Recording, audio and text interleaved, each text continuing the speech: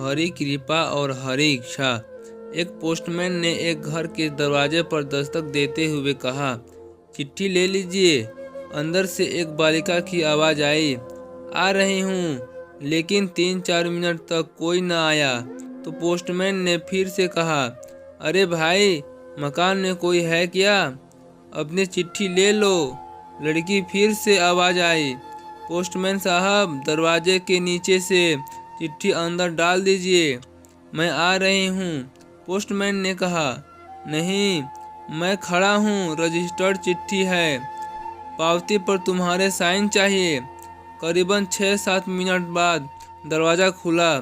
Postman इस देरी के लिए झेलाया हुआ था तो और उस पर चिल्लाने वाला भी था, लेकिन दरवाज़ा खुलते ही वह चौंक गया। सामने एक अपाहिज कन्या जिसके पाँव नहीं थे सामने खड़ी थी। पोस्टमैन चुपचाप पत्र देखकर और उसके साइन लेकर चला गया। हफ्ते 2 हफ्ते में जब कभी उस लड़की के लिए डाक आती, पोस्टमैन एक आवाज़ देता और जब तक वह कन्या न आती तब तक खड़ा रहता था। एक दिन उसने पोस्टमैन को नंगे पांव देखा तो दीपावली नज़दीक आ रही थी। उसने सोचा, पोस्टमैन को क्या इनाम दूं।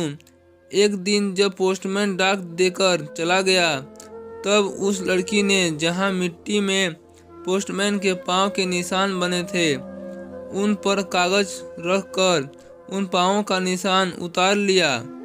अगले दिन उसने अपने यहाँ काम करने वाली बाई से उस नाप के जूते मंगवा लिए।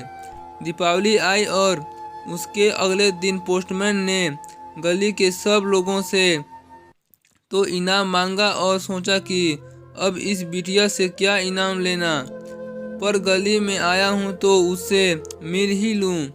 उसने दरवाज़ा खटखटाया। अंदर से आवाज़ आई, कौन? पोस्टमैन। उत्तर मिला।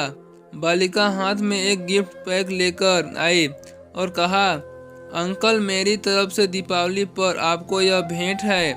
पोस्टमैन ने कहा, तुम तो मेरे लिए बेटी के समान हो, तुमसे मैं गिफ्ट कैसे लूं? कन्या ने आग्रह किया कि मेरी इस गिफ्ट के लिए मना नहीं करें। ठीक है, कहते हुए पोस्टमैन ने पैकेट के ले लिया।